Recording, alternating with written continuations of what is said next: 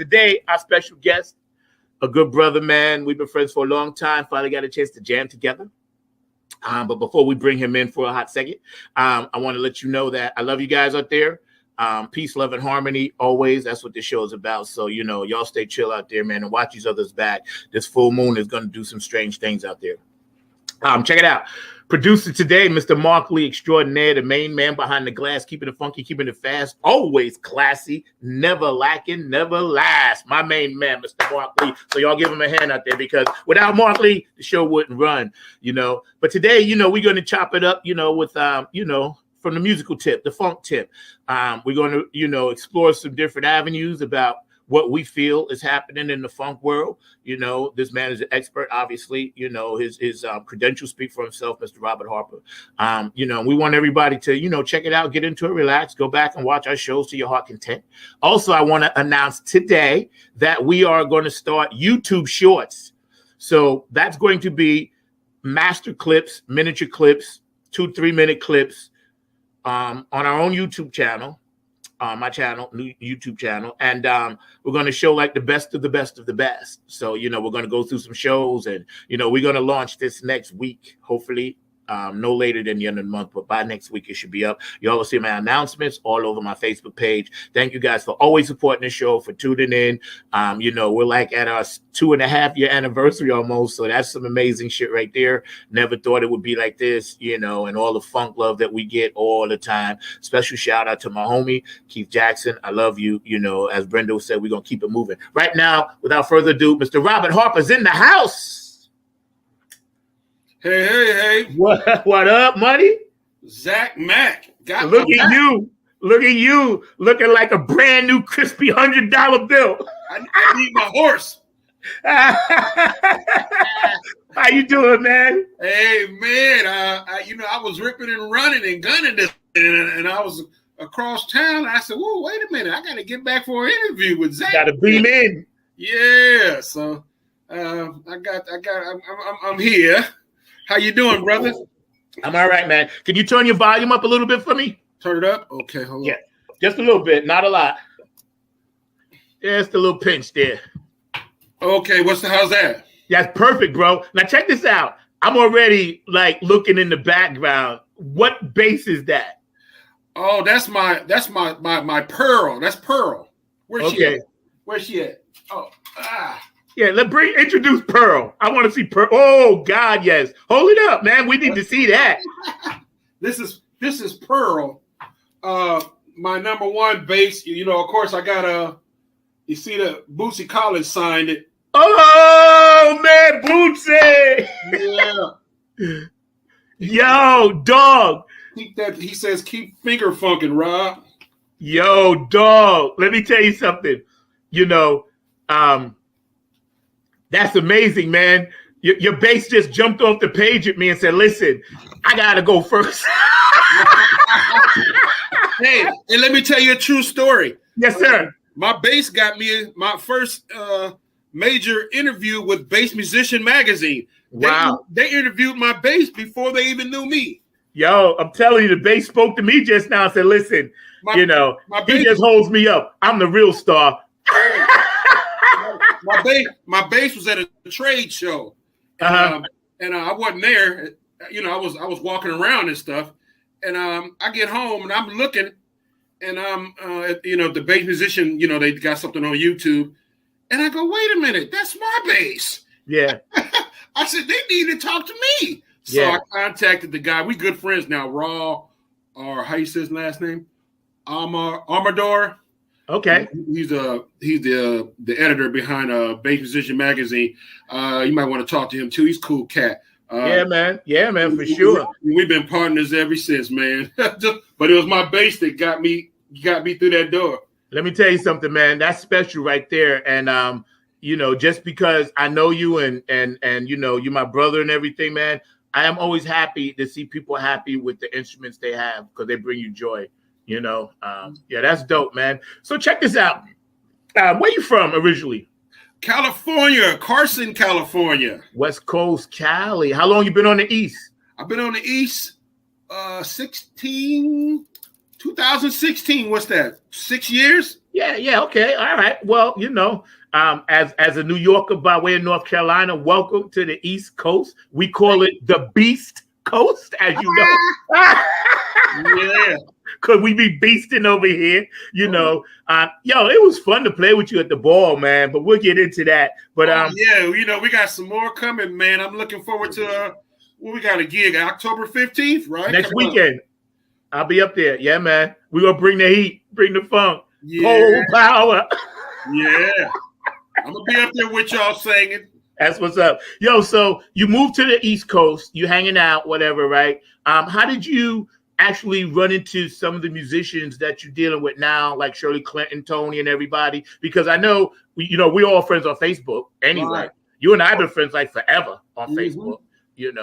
Curtis said, "Hey, you better get this guy on soon." And Curtis is my booking agent, just so you know. Okay. He makes sure he'll tell me, "Listen," in that Curtis voice, "Yo, you got to get this guy on. You got to get him on the show." Love you, Curtis. That's my tribute to you, bro. I love you. Well, let me go back a little bit. Go ahead, man.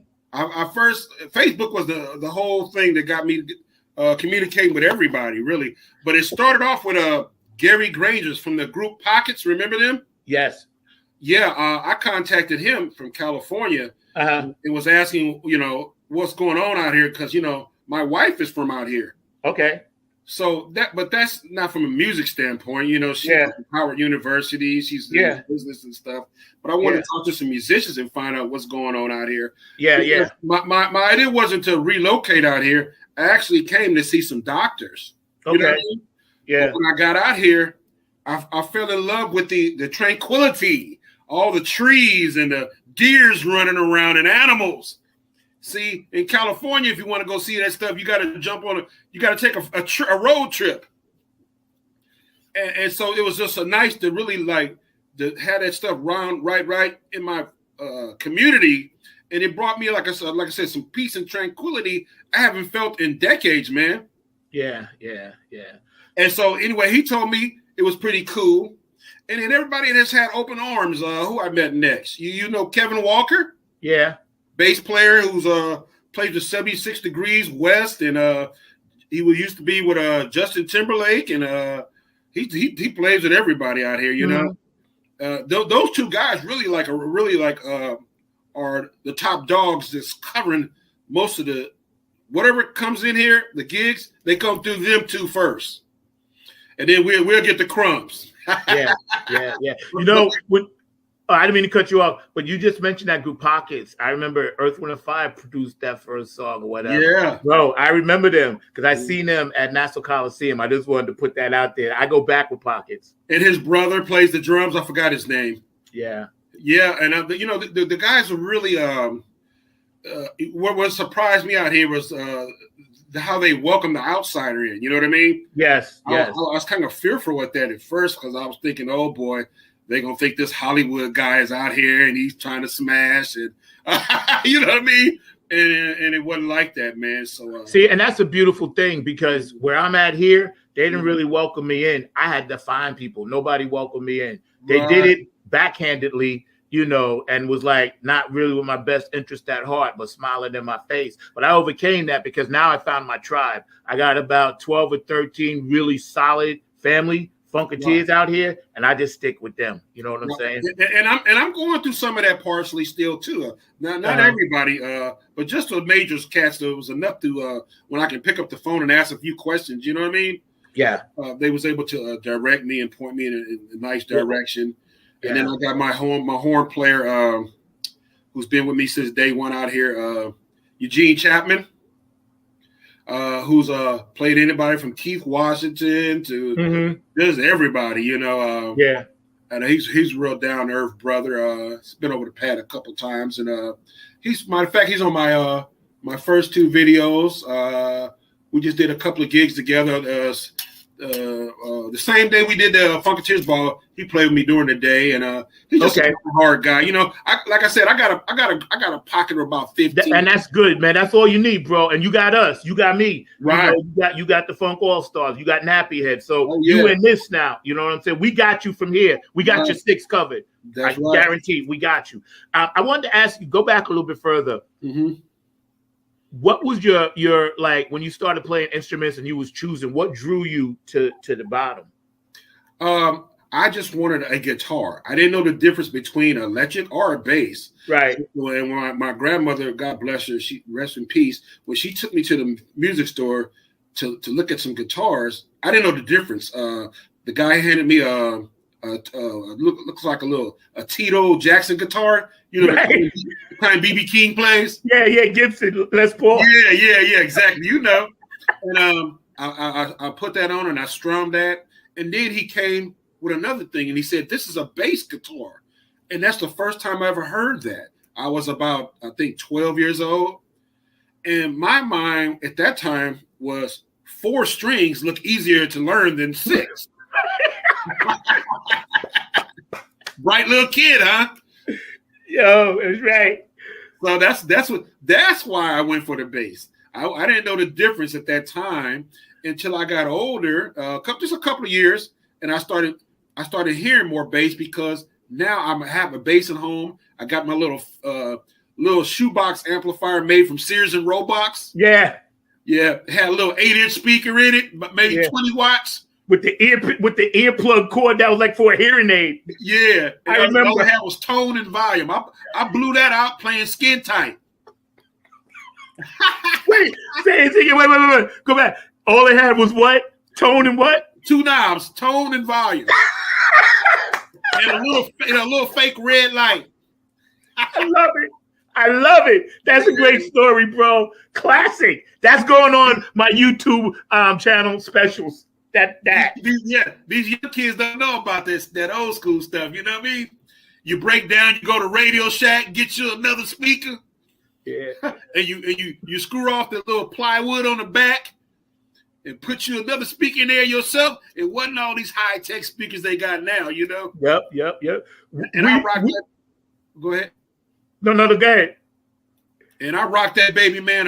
My first song I ever learned on the bass was Skin Tight. And when I played that song for 2 hours until I fried that amp. That same day I learned the song. True story. Fried it, boom. I fried it. I put that little amp in my window, and I was trying to show off in front of my friends on the street, you know. And all I knew was doom doom doom doom doom doom doom doom doom doom doom doom doom. I didn't go to the bridge. Right. I stayed right there on that groove for 2 hours, and my amp couldn't take it no more. Yo, that is such a great story because we all did that. You know, I remember the old-fashioned recorders that you had to press down and had that little mic that, like, we used to use them to sing with. You know what I'm saying? I get it, man. I get it. Homemade PAs, taking speakers out of old cars and building cabinets with them. You know what I'm saying? Yeah, man. Good old days. Remember those long wooden stereos our parents had? Yep. Those long ones that played the LPs. You had the slide top on the top. Yep. My parents had one, and they seen that I was into music. And around 14, they gave it to me and let me put it in my room. I thought I was balling. Then I said, "You was king. You was king."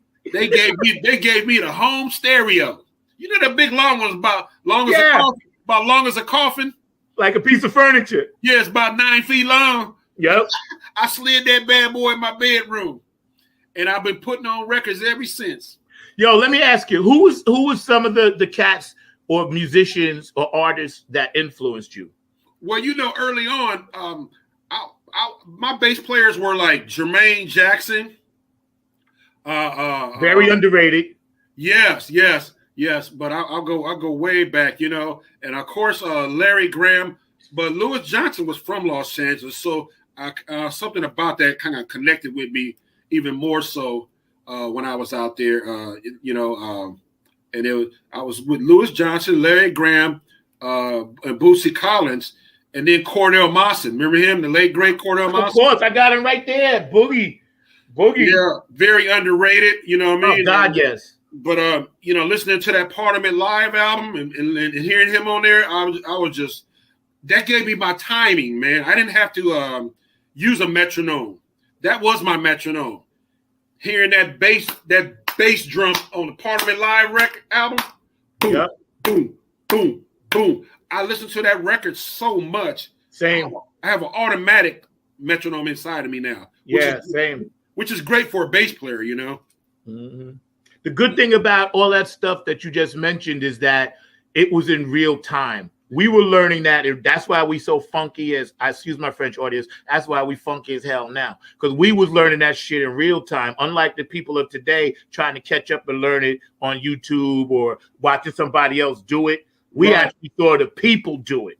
Right. And that's the difference I try to impart into young people, the wisdom. Like, yo, you better pick up on my wisdom because, you know, I'm not playing this from some guy that showed me. I'm playing this from the guy that did it. Right. You know what I'm saying? And that's the difference. That's what makes you a funky cat, man. Boogie. And of course, I'm down with Donna Sneed, and you know I got Boogie's hats everywhere around me and everything and shirts. But and that's why, just to stay on that topic for a minute. Yeah. When I played, did you notice when I played Mothership Connection at the festival? Yes. Michael Hampton was telling me how he, you know how many bass players he's heard play that song, and he was telling me how authentic I was playing it. Yeah. And that's because I was doing just like you said. I was taking every little nuances from the real bass, the original recording. You get me? I worked on that song. Most people learn that song in a week or two and they jump on stage and play it. I've been playing that song for about 4 months before I played it live. Praise God. And what happened was when you learn songs, when you learn material earlier, now this is a little something for some people just coming up might want to catch on this, and some professionals too. I always jump the gun and learn material earlier. You know why? Especially new material. It's because of course you can learn it in a day or two, right? But if you learn it earlier and then you're still practicing it every week until you do your gig, you start hearing little nuances that you missed the first time around. Wait a minute, what is that? And you start getting what they call a better touch. And that's what happened when I did a Mothership Connection. I have a better touch than most bass players because they don't spend the time on that song like that. You know what I mean? Yeah. They just learn the meat and potatoes and they run gun with it, you know? Yeah. P-Funk was all about the nuances, man. Yeah. And those little nuances and things, like you said, you know, with Boogie and Jerome, which I was going to met. Shout out to Dennis because I hung out with him in, you know, DC. But like, you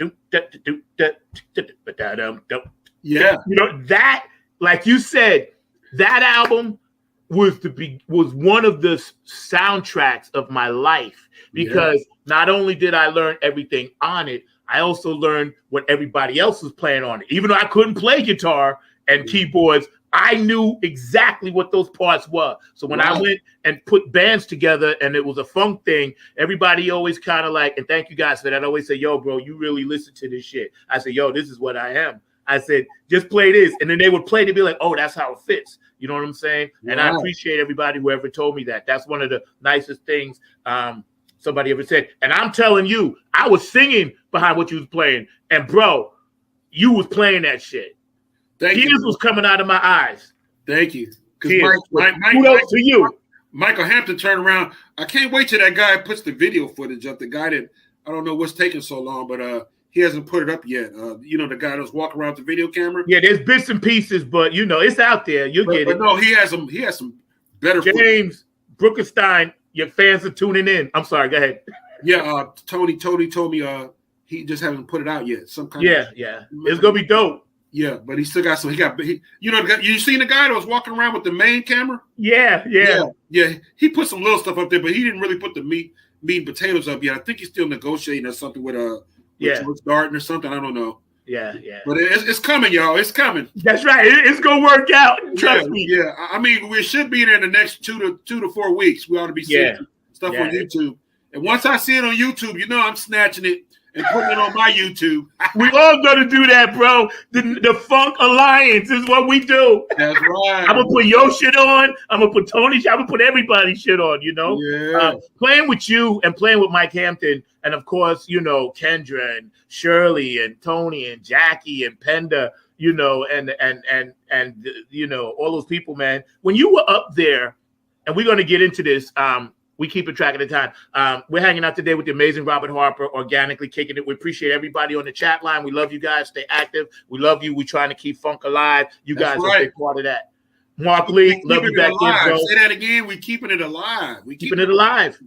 Got to. You and I talked about this on the phone when we was prepping the show this week. And on the other side of the half hour, we're going to come to this subject about how we keeping it alive and how they're trying to kill it off. So getting back to one little thing, then we're going to jump back into it. Being up there with you guys, you know, was a manifestation that I had always knew was going to happen. Mm-hmm. When you learned all that early material, you know, did you always see yourself like, I want to be on the huge stage, big stage, just jamming it? Because you're a leader. Leaders always stand out. Right. You know, in your neighborhood, did everybody say, oh, no, that's the guy? Back when I started young, everybody, my neighbors said that they saw something in me, you know? Yes. And I was 14, 15, 16, 17, and I was I put together my own bands at that time. You know, there was a lot of musicians around there. Matter of fact, a couple of my best friends, I just turned them into musicians. Right. I had one guy tell his mother for Christmas to get his mother. I said, tell your mother to get you a guitar, man. And then my neighbor next door, I told him to tell your father to buy you some drums. Yeah, yeah. And I put together my first band like that. I love it. I love it. You made them into stuff. And that's how I learned how to play different instruments, because we would leave all the stuff in my house, right? Yeah. And then I was so into, a lot of people don't know, not only Prince played all his music instruments, but Ray Parker Jr. did the same thing too. Yes, he did. Yes, he did. And I used to follow him a lot too. But behind him and Prince doing that, I was influenced, and I would pick up the guitar my friend left at my house and strum a few chords, you know, and a few bar chords, and then I get on my friend's drums and play a couple of beats, and then dabble on the keyboards. And next, you know, I wasn't no expert, but I knew the fundamentals. You know what I mean? Yeah, the good old days. When you were growing up in that hood, right, and you're listening to all this great music. And again, we're hanging out with the amazing Robert Harper, man. You're so dope, and I appreciate you, man. I'm humbled and honored. We are. Thank you. Likewise. On the show. But yo, you're thinking in advance. You're thinking ahead, right? Right. There's a moment when the P hits you. Mm-hmm. Tell me that moment when you said, "Oh, now I'm in it," because the P done hit me. Well, mine came from Bootsy Collins' "Stretching Out" album. I had a friend that introduced me to him. You know what I mean? He said, Rob, you know, he's one of my best friends too. Yeah, yeah. But he heard about all that in George Clinton before I did. He said, you got to check this dude out, Bootsy, Rob. And I came over his house and he had the album, and I was just stuck on this dude on this motorcycle with his perm, right? And his star-shaped bass. And I was like, what the hell? I got to go get this. So I borrowed his album for a while.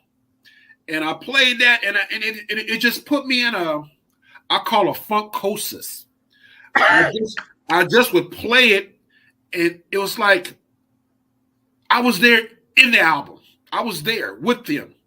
You know, he made a lot of us at that time feel like a part of. You get me? It was real. Black Pride was jumping off back then. It was special. Yeah, and he really influenced a lot of. Not just African Americans, but a lot of African Americans. Everybody, man. Everybody, yeah. Bootsy, and thank you for sharing that. Bootsy changed the whole game. You know why I liked it? You know what was different about him? He talked to us. Yes, he did. He didn't just entertain us. He talked to us. Told us stories. Yeah, that's what made it personal. You know what I mean? Yep, that's right. That's right. That song. And man, you're right, because that's one of the ones that like patched into my DNA for sure. Yeah. When I heard that, and see, he was really like a narrator. Yes, he was. Yes, he was. And Bootsy last year on one of the things, we was at his birthday party, and he told a story, and he said, "Stretching Out" wasn't the first song.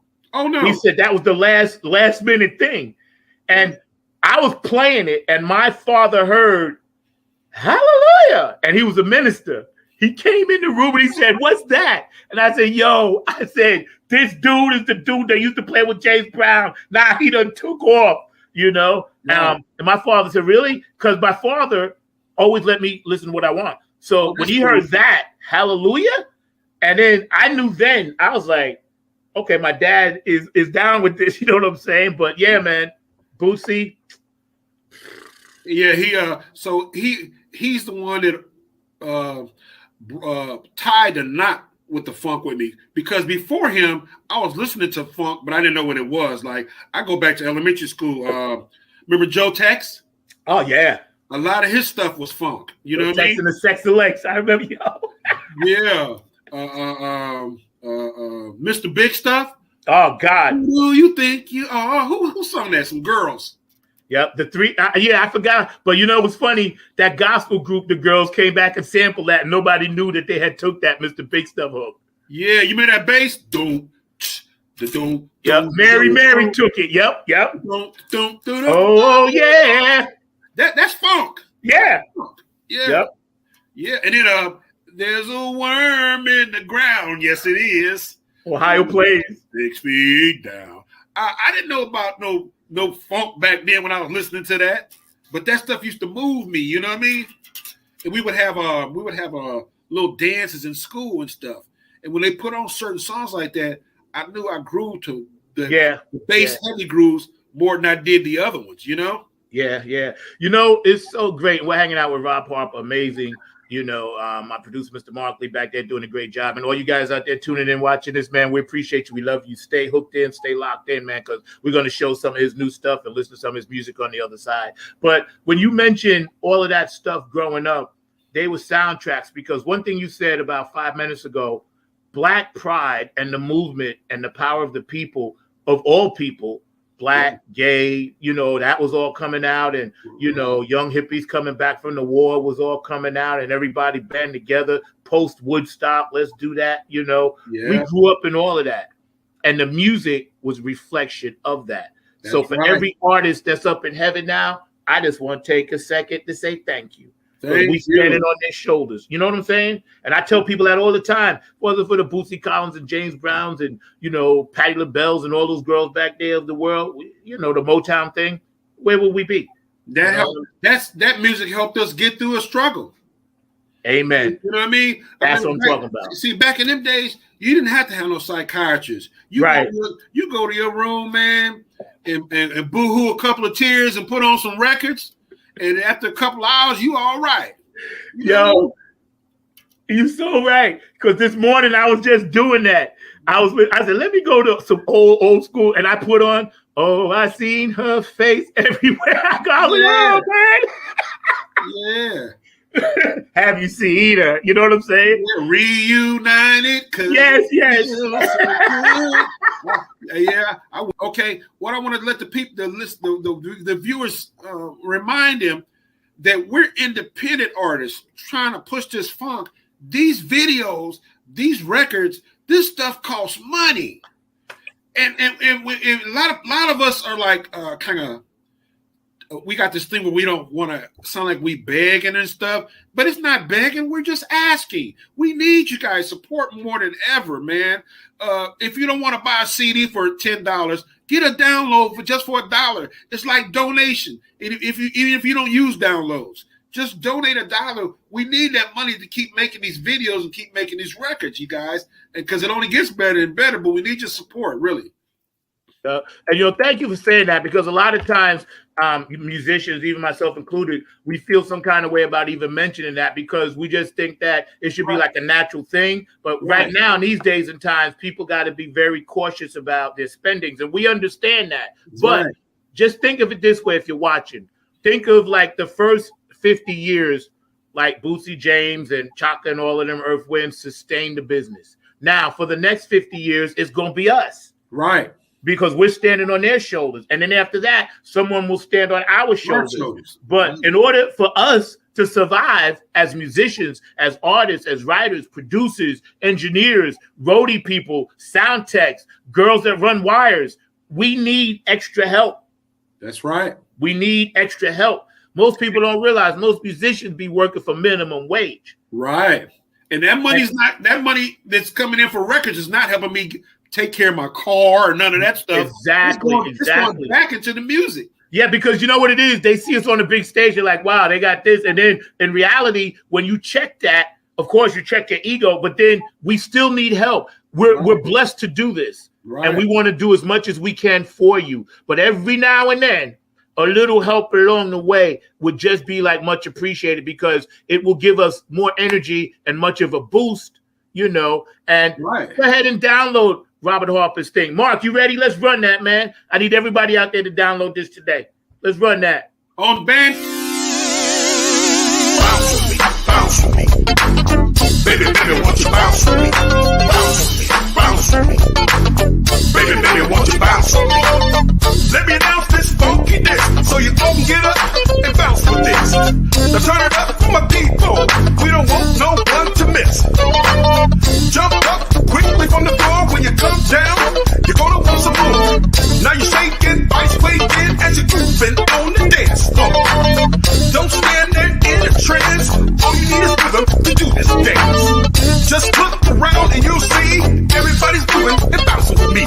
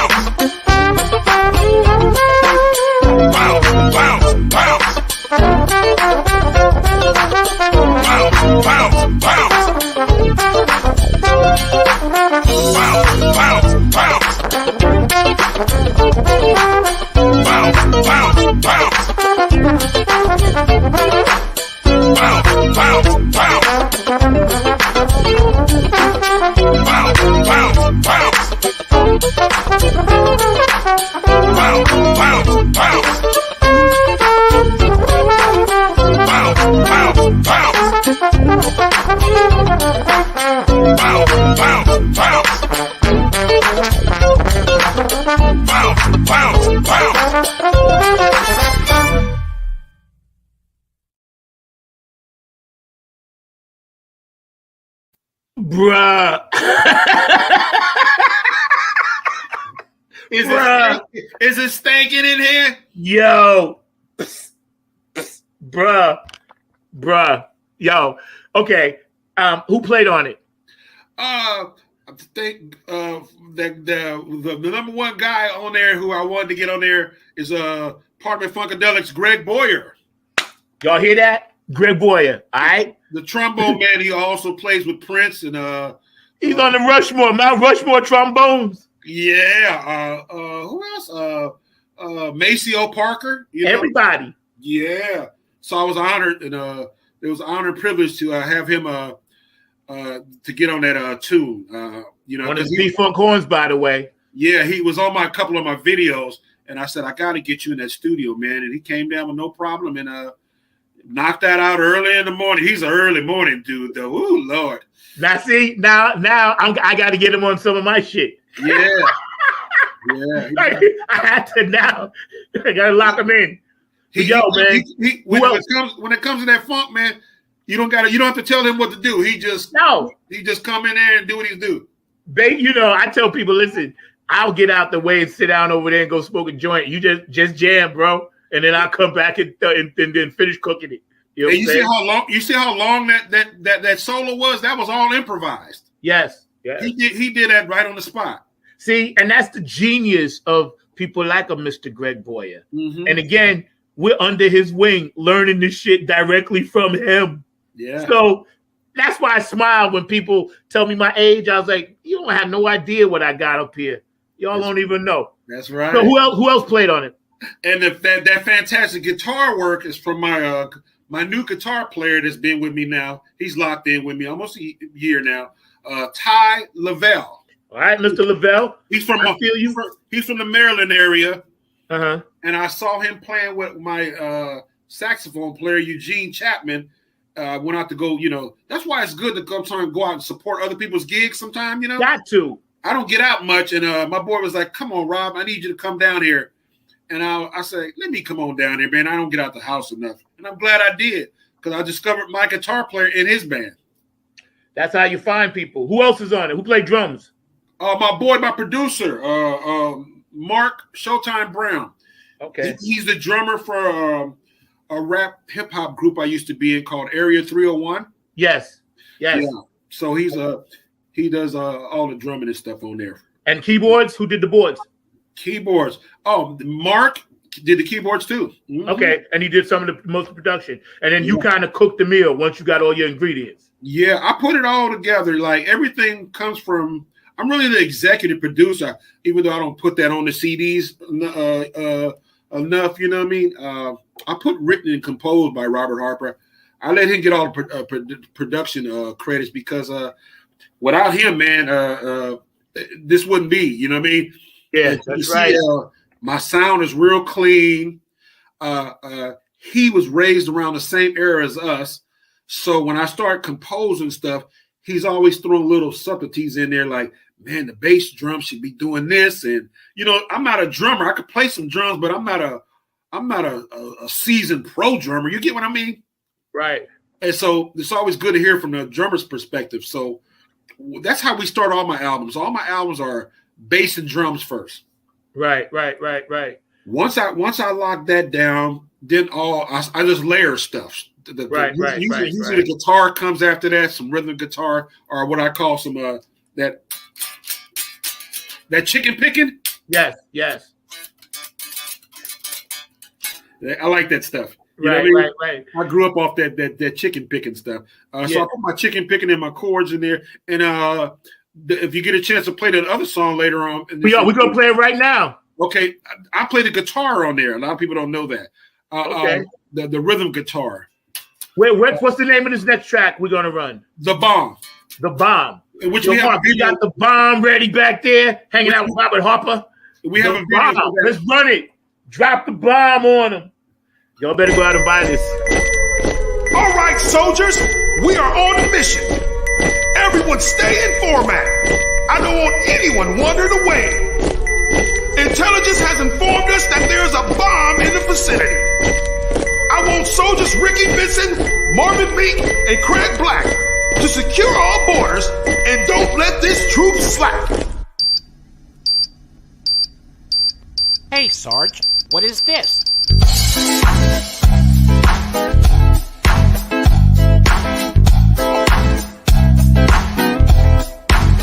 Okay, it's the bomb coming right at ya. A funky groove that will catch ya. We're gonna get you out of your seat, make you wanna dance to the funky beat. Now this music ain't for the scrubbers, for my homies hanging at club, popping, and dropping it down every time we come around in your town. A sticky, greasy type of sound from the underground.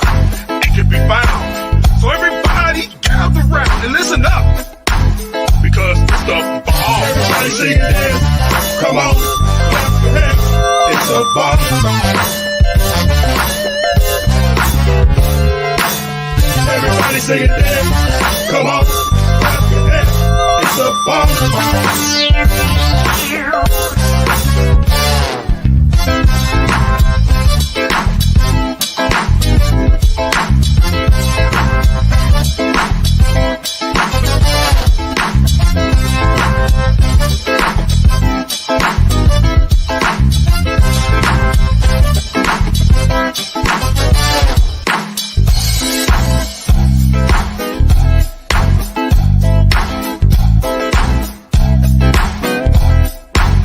Let me give you a little tip.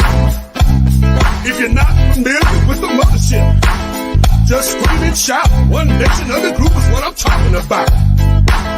Can you lift your hands if you're real fans? Move your feet, don't be discreet. You gotta feel that bass. Without it, there's no taste. Wherever the music is played, it has to shake like an earthquake. So everybody gather around and listen up, because it's the bomb. Everybody sing it in. Come on, clap your hands. It's a bomb.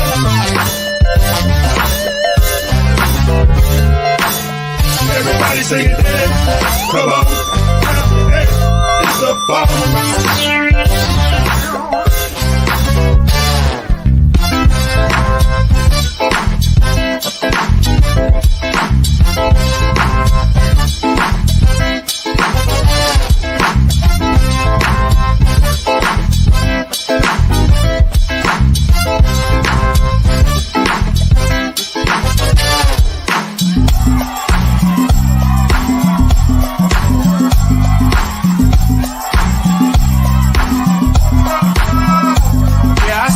Over there, you better get away from those players. What's up? How you? Oh.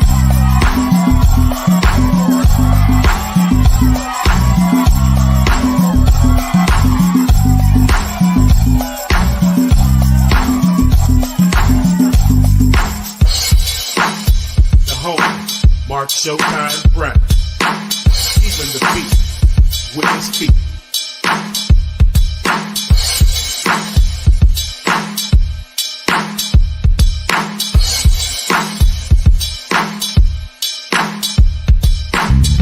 Everybody sing it then. Come on, clap your hands. It's a bomb. Everybody sing it then. Come on, clap your hands. It's a bomb.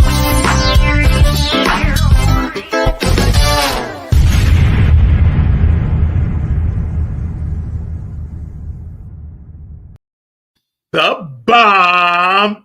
Yo, you strumming it out of that joint. You know what I'm saying? Yo, man, y'all out there, Robert Harper, go support this brother. Like, it's fire, man. You know, this is what it is. We support each other. This brother is my brother from another mothership. Congrats, bro. Kudos to that hard work you put in. Yo, man, tell me a little bit more about your collaboration with some of these songs we're going to do together with Tony Cameron and the Funk All-Stars. How did you guys meet up? Internet, you know. I followed him. He followed me. And then we just started talking from there. We struck up a relationship, and then I realized he was in Virginia, right next door. Right. And, we said we got to get together. We both have the same like minds. You know what I mean? And we both started talking about you know, how to make this funk, how to make this this stuff stronger. You know, strength in numbers. You know what I mean? Like I just finally met after all these years. I finally got a relationship with Robert Woods, the drummer from the Clones of Funk. Matter of fact, after this interview, I'm going to see him playing with another group called Black Rain. Tell him I said hello. Thank you. Okay, I sure will. Which is 5 minutes from here, and I'm going to meet some players down there, and we're talking networking and all that stuff. Hey, man, that's what it is.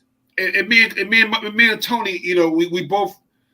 He's like me. I got a production company called J Productions, which I solely run by myself now. My wife helps out whenever she can, but it's a lot of work, man. You know what I mean? Tell me about it. And he does the same thing, and you do the same stuff. You got a lot of stuff. Hats you're wearing, and we trying to tie this stuff together and go out.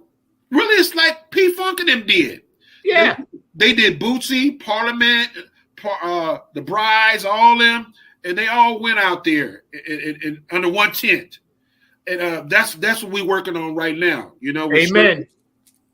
We get you out there, me, you, Shirley Clinton, some people from the Clones of Funk and the Earthbound Creatures, Motherfunkaholics. Yeah, all that. And I've been talking to that guitar player out there from who, Jesse? He's over I just talked to him last week. We working on some stuff too for 420. Yeah, he's over in Baltimore, you know. Yeah. He's been trying to hook up with me for the longest too. So now he's a good dude, man. They're good people. Him and Eben, they're good people. I just talked to them, man. Yeah. Yeah. And so you know, it's all we see it all coming together. So we don't want to just keep talking about it. So this thing, October the 15th, is just a little something of our imagination inching towards that direction. Yeah. We just want to, you know, start seeing what's going on there, and then we might. I think we're going to try to do something for New Year's. Yeah, we are. Yeah. I did the one last year with them, and COVID kind of slowed it. But man, shout out to Brett Murray, the Music Cares, October 15th, up in Lynchburg, Virginia. I love that brother. You know, he's down with causes. Yeah, man. Yeah, man. Concert for Causes. That's right. I'm honored to do that, bro. Let me tell you something. Oh yeah, it's such a thrill for me to help out other people when it comes to the music. Something I actually do, you know, pretty good. So man, this is so cool, man. See, that's old school people. A lot of these new school people, if they don't see the green, they don't lean. You know what I mean? That's right. And see, what you got to understand is while we trying to map this out, and like I said, I don't talk too much online, but you got some first first come news right now. I haven't did an interview in about 8 months. That's okay. I'm honored, bro. I got a couple promoters that just saw me on YouTube. One is in what do they call that place? I wish my wife was close around. She could tell me. Let me see. Okay, you got Germany, you got Italy, and hey, honey. She can't hear me. It starts with a Belgium. I got it. Belgium. Wow. And they asking me already how much money I want and the seats. I got it already in Belgium. Yo, dude, I got a passport. I'm ready. I keep a go bag by the door. Good. I'm on there. I'm ready. Good. Glad to know that. Yeah. I'm ready. We got to check on all the Tony Camp's camp about that too. Because we talk about big stuff like that. Yeah, it's our time. But see, to get to that stuff, sometimes we got to do these little freebie concerts and stuff. You know why? We got to put more video out of our presentation. You know, what we trying to sell. And that's what got me over there by just a couple of videos I just did. Yeah. They saw them videos and they wanted me to bring that band out there. And I'm like, really? Yeah, that's interesting. And I got people from Belgium. It's real big in funk, if you didn't know that. So I didn't. Make you some friends in Belgium. Yeah. I didn't know that, man. A lot of funk bands tour out there. They need to let us know this. Yeah. I'm letting you know right now. Hey.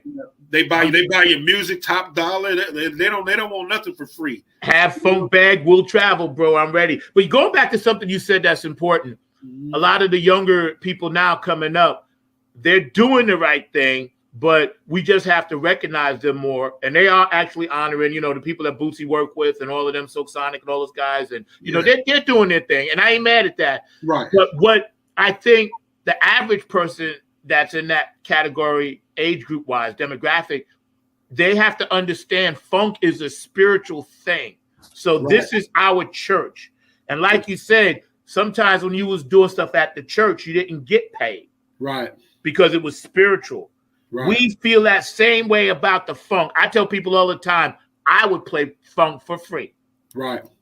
And not ask a penny because I just love to do it. But it is the business side that we have to get paid because we deserve to get paid because a lot of work goes into what you did just to do those 2 songs. Oh, man. A lot of work.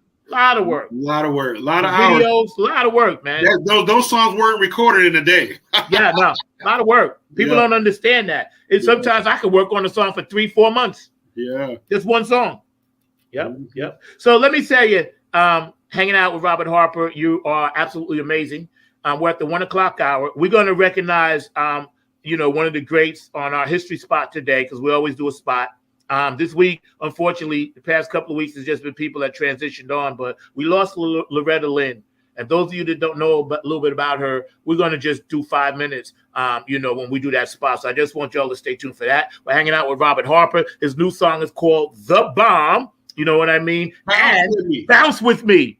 And, I was saving that for last. But bounce with me, because we're going to be doing that live in Lynchburg. So y'all need to come out and check out that concert. You're more than welcome, whoever wants to do it. Mr. Mark Lee is scratching at the glass. So Mr. Mark Lee, producer extraordinaire, was bouncing to bounce to this. He don't really dance his head. He don't do his head dance if he don't like the music. Oh, that's great. Thank you. Yo, so I'm telling you, I know him well. He's going to come on with some fire in a second. Mark, you back there? Let me give you the date, too. Yes. Go ahead. The date for the video debuting is Thanksgiving morning. Yo, dope. 9 a.m. Eastern Central Time. Y'all heard that. Thanksgiving morning. I'm going to put it in the chat. Yeah. Great time. And you are right. I was sitting here bopping to both of those songs because, Robert, you definitely did an amazing job. I actually have a couple of friends that are bass players that I have known for a while. So anytime that I hear some good, strong bass, it brings me back to some friends that I've got that are in the industry and that you may even know and all of that, because definitely Chip Sharon I've known for a number of years. And of course, he's a bass player and all in that space. And then also I am friends and actually grew up around the area with both Jerry and Catrice Barnes. And unfortunately, we lost Catrice to breast cancer, but Jerry, the brother, is still performing with a lot of the jazz cats and R&B cats out there and all of that. So I know that he is a bass performer also that has got those North Carolina roots. So definitely some North Carolina bassists that are part of my friend circle and all in that kind of space. So when I was hearing that thumping, I was going like, yeah, this man knows what he's doing, and he is definitely got some good grooves and all in that space, and definitely having a great deal of respect for it.